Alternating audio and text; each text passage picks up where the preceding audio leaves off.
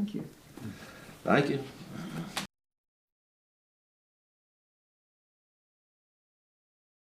Okay, y'all ready to go? Who's got questions that wants to start out? Anybody? Where's Rick? I know he has questions. I've got a couple that people have given me. One, we heard you talk about Snoopy. Did you have any other pets? Yeah, we had a white, what was it, a poodle? Fluffy. Fluffy. We had a little dog named Fluffy. We had a long time. I can't remember having cats. We had plenty of dogs coming along, I think, but I get them mixed up in how they came along. I know we had Choo Choo and some of the rest of them, but I think they were ours, wasn't they? How about vacations? Do you remember going on any vacations? Oh yeah, we went to Newburgh once in a while. And went to Ocean City. Closest thing we had probably to a vacation was like when we go up to see Aunt Dee up in Newburgh. Guy that was rolling cars would go up there. You didn't stop at the restaurants back then. He'd have some corned beef and onions and stuff in the trunk. Bread, we'd stop on the side of the road. You make a sandwich. That was our. We thought that's what you were supposed to do. He used to take the nuns every now and then. I know one time we went to one of those caves over there, over in Virginia. Luray Caverns. I know he took the nuns over there one time. We went. We thought that was a big day. Used to be we used to go down to Virginia about twice a year, and we'd go on a picnic down where Westmoreland, places like that. But it would be 2 or 3 carloads, and we'd go over on the ferry and come back. Sometimes it was probably 25, 30 of them all together. Used to have a good time. Used to do it about twice a summer. We went to New York one time, Daddy and Aunt Susie and us 3 girls. Daddy didn't stop to give us no lunch, nothing. We got to Newburgh. Daddy left us at the convent, and he goes and gets a hotel. We stayed at the convent. The sister comes out, and she said, "Would you all like something to eat?" Beezy said, "I sure would like something to eat." So the sisters fixed our dinner. But Beezy wasn't bashful. Beezy said she was hungry. She said, "Heck with that drink. Give me something to eat." Now, when you were around the house playing, what kind of games did you play? What kind of toys did you have, if you had any toys? Well, we had a dodgeball, and a taped up softball. Yeah, and broken up bats. Sometimes we used a stick and a stone and called that our ball and bat. And you played with oyster shells and anything. We had a lot of fun. You had those croquet games back in them days. Yeah. You had them in the yard all the time. We lived on a little hill, went down to the water. We used to lay down and roll, see who could get to the water the first. We entertained ourselves back then. It wasn't many games or toys. Used to have a diving board out there in front of the house. The diving board was an old oil tank that was sunk out there, and you get up on top of it and dive off in just about that much water. That's about all the water we wanted, but none of us could swim. You spoke about working church dinners. Did you have any other fundraisers or anything, community events that you worked as children? I don't think so. I didn't. The only thing you had was probably go political things. When you had people like Mahoney down here running, they had tournaments and stuff like that. I don't say we worked at them, but they used to have those all the time. Oyster roast for them. Eddie was a big supporter of Mahoney. They flew him one time on the helicopter up at the captain's house and had a party there for him. And Charles Mahoney was the campaign manager. So he invited them all down to Eddie's crab house. When he walked in the door and told Eddie, said, "Give them all something to drink." Eddie said that's what he did. He gave them all something. Nobody paid for it. Yeah, Mr. Batley said that 2 or 3 times, just give them all something to drink. Back over they left and didn't leave no money. But you know, I don't reckon it made no difference. It still helped. We have some people wondering if there are any stories that you can share, Uncle Eddie, about you and George Hall. Oh my God. I don't really think they'd be interested, you know. No, George was a good friend of mine. We had a lot of fun together. It was, you know, we stayed, I stayed at his house. I remember going to his house one time, though, because he lived in some stores there. His old put in the bed, that old house they had up there, of course, it's still there, but I mean, it was, I mean, she was cold. If she put you in one of them old feather beds, it puts 14, 15 blankets on you. If you had to go to the bathroom, you had cold air, you couldn't get out. Feather bed, but we enjoyed it. I'd like to tell a story about Eddie. Oh my God. One night I was married and I had my children, but Joe's sister asked me to go to a Halloween party with her down at Oakley. And I masked up, you know, and Eddie was down there. He was about 17. Eddie was a nice looking young man, dressed in a suit, all dressed up. And we got in a Paul Jones, and I got Eddie. And I would roll my eyes up at him, and he would squeeze me tight. You told me who he was earlier. He asked me to dance twice more. Then we had to unmask. He said, you tiny son of something. And you know, he never danced with me until Caroline got married. I'm scared. How about chores around the house? Did you have chores you had to do? Yes, we did. We cleaned house. We washed dishes, and sometimes the boys dried them. And Mama didn't say, will you do the dishes? No, you got in the kitchen, your turn, you did them. You cleaned, you made beds, you washed clothes. Yes, you did. Mm-hmm. We heard about the couple places that you went in the 7th to go grocery shopping. Where did you buy your clothes or anything else that you needed for the house? We bought some clothes over Jimmy Hurt's store. I don't know where they got mine. I got mine at the closet. Mama and the bull was somewhere on it. You know, people go down to these stores and get fitted and stuff. She went some mile way else she went. One day she went ball and she come back with some clothes. You know. She did. Mom and Dad would go home and come back if we needed a new dress or something. We didn't go shopping. Mom and Dad shopping would come on. We wore it and liked it too. Well, Kat said Mom and Dad. Mama might have shopped. Yeah. No, Dad didn't shop. He might drop off and pick up. They used to shop up on Howard Street in Baltimore.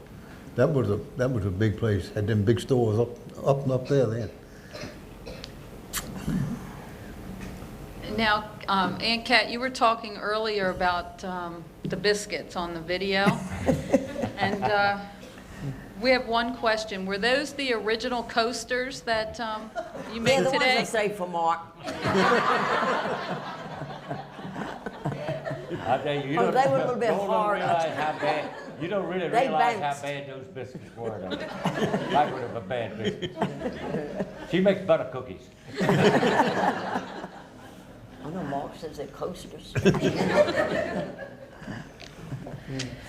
Now today, some of the kids here will tell you that they each have a television in their room and things like that. Did you guys each have a TV in your own room? What was the TV? We ought to have one room. We didn't have television at home, though. We didn't get television. Their house probably 48, 49, something like that. Well, no, first one Uncle Landry walked down the road, that old big thing. First time I saw television. They thought they bought TV, we'd stay home, you know, didn't want to go nowhere. We'd rather go out and watch that TV. I think Beatty used to sit back up in the house and listen to Grand Ole Opry on the radio. Didn't Oh, they? yeah. Is that what it was? Who's that old girl that had all them hats and had them tags hanging? Minnie Pearl? That's who she used to listen to. Beasley said, we went down Beasley's one day to one of the Tippett's parties. It was hot. And we were all around talking to Beasley, and we were up on the hill, and they played the, what's that dance? Electric slide.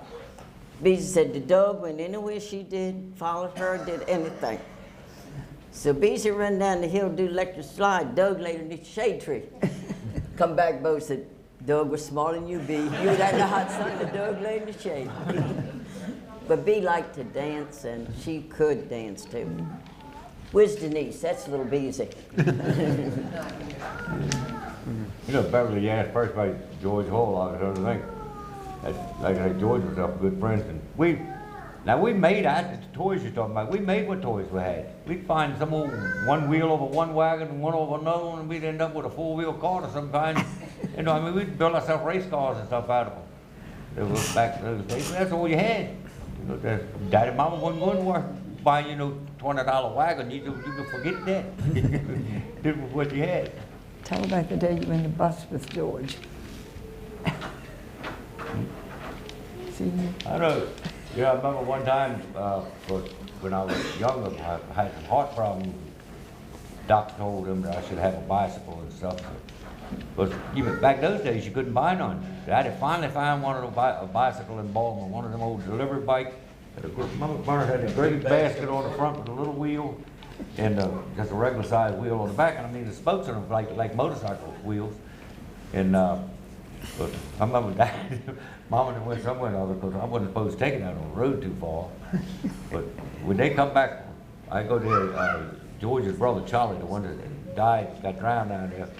He was riding out, and I'm in the basket, going down Hilltop Hill. Yeah, but That wasn't a good day. it wasn't a real good day with us. The usual one. Wasn't there something about them cussing, you and George cussing? Huh? Wasn't there a story about you and George cussing? Oh, cuss? No. Yeah, we could bring them out. They were trying to, they didn't think Mama heard them. There used to be an old school bus set out back of the house. They went out one day, they were going to see who could cuss the most. And Mama heard them. So she whipped George and sent him home and whipped Eddie. Now, one thing about Mama whipped George too. When you were around her house, she was a boy. She didn't give a damn who you was. If you needed whipping, you put a damn thing running if you didn't get it. But she was gonna whip you if you were there.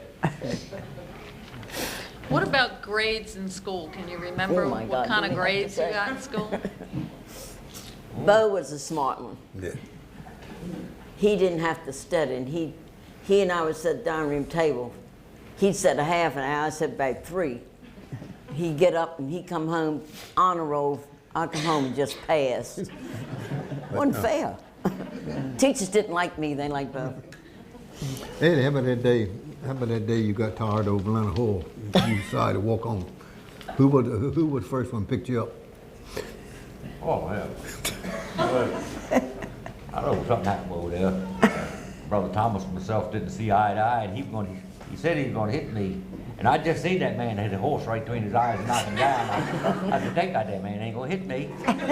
So, Matt, Joseph and Tom it Allen. was Joseph and Billy Howard and myself, we decided to leave Leonard Hall. Matt didn't come because Matt was in sick bay. But we left that night now, you know, scared to death. We left Leonard Hall. Of course, first place, every time a call come, you had to hide. You know, in Leonard down because you didn't want the brothers to catch you. I knew they were looking for us. But first place I had to hide was there at Robinson Funeral Home, because I was scared of that thing. We got behind the hedges and hid till the cars come. I mean, in them days, wasn't no amount of cars. Of course, we walked on down, come down Route 5, and then the next place we had to go is that cemetery there, right by the hospital. And that was a very good place either. We was sitting there for about 5 minutes, decided to take our chances again. We walked from there to the top of where Betty Russell's place is up here down on the hilltop. Kind of before the next car come on. That's a long walk. There's a long time between cars. But Lester Russell stopped and picked us up. Walking home. Of course, then got home. Mom and Daddy wasn't home. That because we can't come home. She called. I think she called over there to see if she could bring us back, but wouldn't let her bring us back until Mom and Daddy went over there. So that wasn't a good move either. And I think 25 hours, the merits or something other for that, and I had to walk that. I had to place over under the hole around like a circle with they called it a boat. It was shaped like a boat. I walked 25 hours with that 9-pound rifle on my shoulder. But I don't think I got whipped that time. I believe I went back under the hole. Yeah, that was worse. No, it wasn't. Did any of you play any musical instruments or sing or anything? I don't know. I can't play a radio. Lucille did. I played at St. Mary's County the violin for 2 or 3 years in the orchestra over there. It must not have been very good. I don't remember. No, I didn't make a Did you career play? out of it. Did you play on the? Did you play on the wall, Lacey? No. Alfred Dillo, as a matter of fact.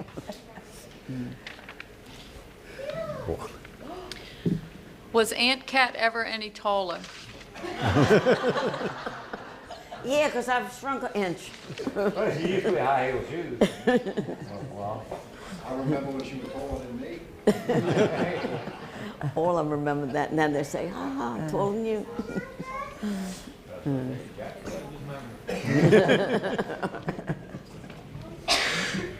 Tell us the sports each one of you played. The what? Sports. Hey, dodgeball in school, that's what we had. I played softball. I played dodgeball. And anything the boys played, I played. Yeah. But my last experience with playing softball was a couple of years ago with Cameron and Jordan. Now, this wasn't a smart move. They'd been in the house all day watching TV and whatever. I said, let's go outdoors and play. Nice day, play ball. Okay, Grandma. So outdoors we go. We've been out there about 45 minutes. And they've been hitting real good. Jordan struck a ball and struck me on the arm. Well, that didn't feel very good. So Cameron gets up and he strikes one, strikes me right beside the head. Down I fell.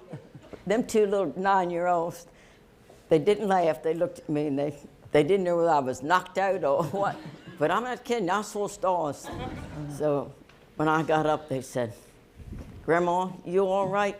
I said, yeah, but let's stop playing ball and go in the house. I had a big lump up here side of my head. But if I hadn't turned my head, it would have struck me right behind the eye. We haven't played ball since. the other sports I played the softball coming along. We didn't have, actually during school, we didn't have any teams such as there were, even to the academy. You know, you pick up a few of us just got there and played, but Yeah. wasn't any really sport. Played softball for a while. The first sport I was in was boat racing. And I can tell you one thing, neither one of them were profitable. But that's about the only sports I ever played. I don't play golf or anything like that. I tell you, when we've come along, they didn't have any little leagues, you know, here in the county anywhere. But when I started playing baseball, there I played with I'd go out on field practice with the Holy Angels old gum team. You know, I was 7, 8 years old. And I think I started playing in the men's league when I was about 11, playing baseball. But that's about all you had to do then. You know, Wasn't a whole lot. and you know, since then I played very much baseball and softball and play golf every now and then. But the more I drank, the better I was at it. But when we went to school, they used to have teams. They'd have field day once a year over at Leonard Hall. And all the Catholic schools would go over and play against one another. And then what they had dodgeball, softball, stuff like that. It's good Chapel Point's on too. Yeah, Chapel Point. But we had that while we were in school. Yeah. Roller skating was a big thing in my school too. Yeah. Chapel Point stuff, you go there, roller skate stuff. But that, I don't consider that a sport. You probably went a couple times a year, so you know, it wasn't like you play softball every day. Now, you all grew up around the water or were born close to the water. Do any of you know how to swim? No, but you know, actually, Catton, we grew up around the water. When I came along, Eddie and myself, we grew up at the house now. And when May came, June, you got out of school, you went on those trucks, Baltimore, riding on those trucks. So we didn't know we were around the water. Actually, I never run a boat of any kind that was buying oysters. I didn't know as much as outboard motor. So I know what's around the water. Probably my first boat that I pulled with was when I raced, Yeah. was boat race. But I was like that. I never done anything like in the water business, anything like that. You ask her to swim, you swim because you don't stay in water that you can walk in. You don't have to swim. How long did you race? I don't know, 7, 8 years, I guess, 10 years, I don't know. They made enough retire, right? Yeah. It was a lot of fun, but it got to be, you know, like anything you get so you put more time in it than you really need to. Especially if you win once or twice, then you think you're going to win all the time, it gets very expensive then. No, there was some way you went out there and got whipped the first 10 or 12 times, you go out there and get it out of your system, be all right, but all you got to do is win once, and you believe whatever that checkbook will handle, you're going to spend. And it's Sometimes more than check. sometimes, like Barney said, sometimes more than the checkbook will handle. But I enjoyed it, good time. Remember that day he turned over at, where across the bridge over Benedict? Donna thought it was so funny. The boat went on top of Eddie and everybody else was scared. Where's Eddie? Where's Eddie? He come back, looked like Mud Turtle. Donna said, that's my daddy, that's my daddy. Donna thought it was funny, but the rest of us didn't think it was funny because we didn't know whether he was hurt. Now, That's one of those I was seeing was Richard down there at Piney Point.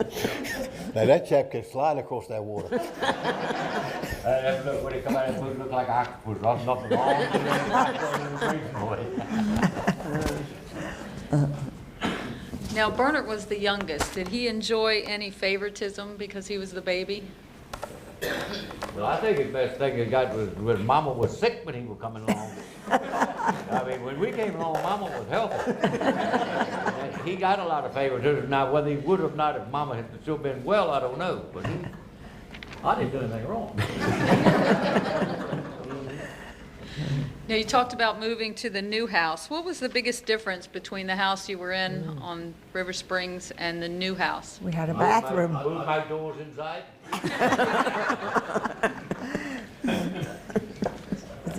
I mean, that was a nice house. We went up there. We had a bathroom Had and we had bathroom, heat. had heat. I mean, we come along, you know, you go to the bathroom, you had guy doors, and that cold weather, you didn't stay out there long. So we look at the 7th District now and we think, that is the boondocks. How in the world did we end up there? But it wasn't always like that. Now, the 7th District had movie theaters, had the circus come to town. Tell us about things like that when you were younger and you had so many more amenities and things going on down there. Well, I can tell you where the movie theaters were. At least here on Canton, I have to tell you when they were operating. That was a long time. I don't even remember where the movies down there. Huh? I You don't know where the remember going to Religion movies. is now? There used to be an old hall there. Mr. Tom Lacey owned it. And we paid $1 to go into the movies. And that's where the theater was. And then where that, what's it called? Catholic Charities is. That used to be the 7th District community thing for children to go to play games and whatever. And I tell you, Teresa Gibson ran that. I mean, she was one of the head ones. And Movies in there too. yeah, had movies there for us too. But you could go there and play games and do different things. What was that called, Cat? Was that called Jack Morris Theater? Yes, yes. That's what that- You know, the rescue squad bought that building, and they're going to have a opening of it or whatever. They're going to fix it a little bit, and they want the history on it. Say, you'd be a good one. You've been around a long time. I had a lot of fun. And was there a bowling alley as well, somewhere? London Town. Over top of Duke's. Yeah, first bowling I ever know was one of those that still there was top Dukes. So, never had nothing like that here. The 7th District didn't always have a fire department. No. Tell us about how that started and how they kind of operated in the early years.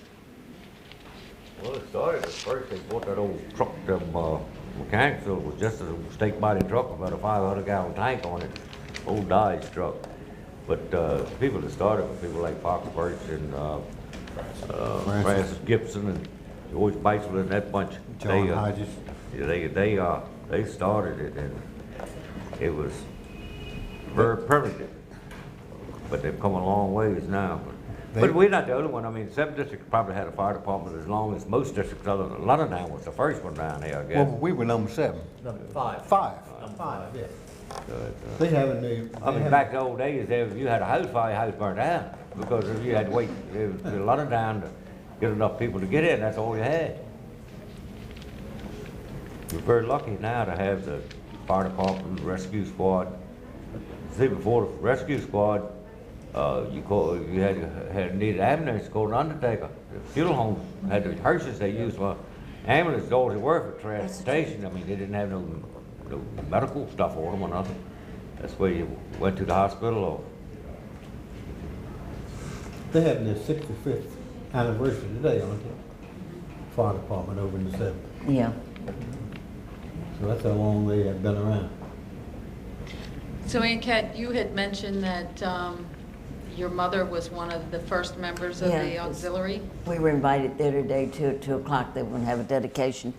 And Bobby Williams said that Mom was one of the first women to help with the ladies auxiliary of the fire department. We were charter members of the fire department. We were going to the academy. And one of the reasons why we joined it because if you had a fire in Londontown,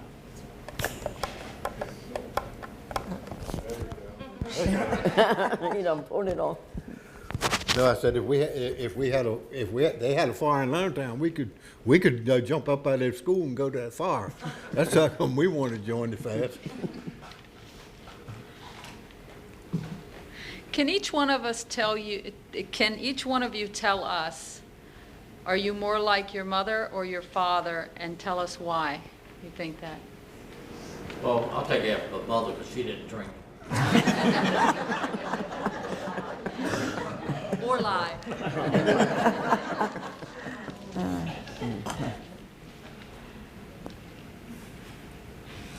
I don't know who I take after.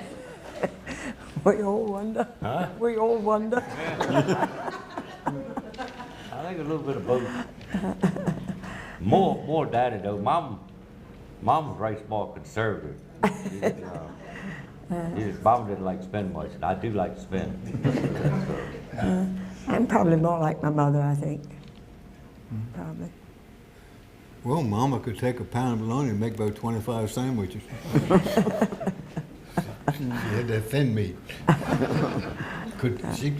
She could slice it. Like them wish sandwiches. Wish you had something more. I guess I'm more like my mom. I got some daddy in me too, but everybody says I look like my mom. Aunt Susie stayed with us one time up there while Mama was sick, probably in the hospital. She stayed there 2 or 3 days. And she told us, I said, I wouldn't take and feed you all for what work you could do. She'd come out there with 1 egg in the morning for you, fry them one at a time, because we used to have a little platter on the table, had a dozen. Get 2 or 3, but they hadn't been used to eating like that. And if you had potatoes, she wouldn't dare give you bread. So you talked about driving the trucks and the food. Now, did she give you like $25 a day for lunch, or? You're right. He didn't give you time to eat lunch. Pay for it. Your lunch was a loaf of bread and some bologna and some sandwich bread. That's what it was, and you ate it between stops. We used to have, what, 70, 80, 90 stops? You know, but I do remember back those days, though, if you spent money on lunch, when you come in and check in, if you told Mom that she didn't take it out of your pay, actually, they did buy you lunch. Yeah. But you better not go sit down and have no $5 or $6 bill on that. you like say, you got a loaf of bread, maybe a pound of bologna or something, the other was 2 of you on the truck. And you made sandwiches and things like that, but she'd pay for that. But they weren't giving me about $25 a week anyway. 24. It was 24. And Mama kept most of that. Now, was she the keeper of the company money? She took care of it. Well, most of all. she got it now. Captain ended up with it some kind of way because he could spend it. But no, she was who you checked into. Yeah. But you know, back then, you come in off the road, there's drivers and stuff, and I get some of those bags of money, and then because all the whiskey was COD coming there, and I get some of the drivers would collect $7,000, $8,000 then each truck on the road. If they come in and Mama was going to bed, they just set the bag on the table. Because house snow was locked, and she checked it, she counted the next day. But, the bag, you wouldn't want to do that today. First place, you wouldn't want to have that much cash when you're in the truck. No.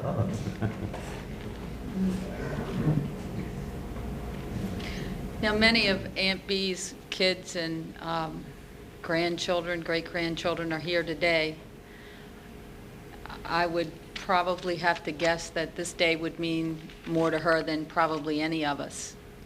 Family was so big to her. Can you tell them a little bit about Aunt Bee and maybe what this experience would have meant to her? Yeah, I'll tell you one thing. When you run out of bees, you're going very, I said, I could take a goose down there with feathers on it and came back with gravy and sweet potatoes.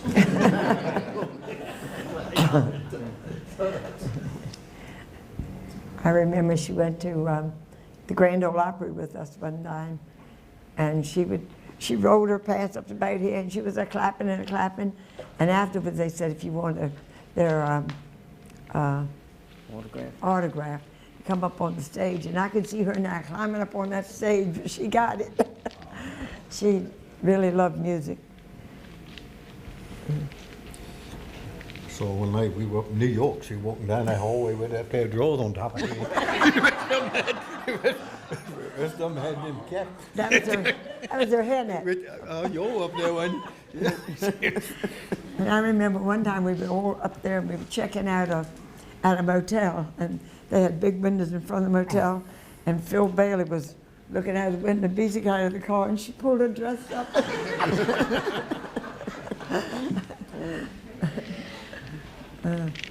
Now, she learned to drive later. She never had her driver's license.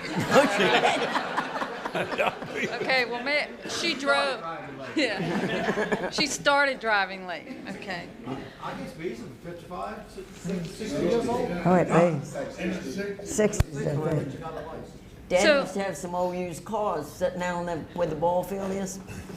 And because Bee never, I don't know why she never wanted her license.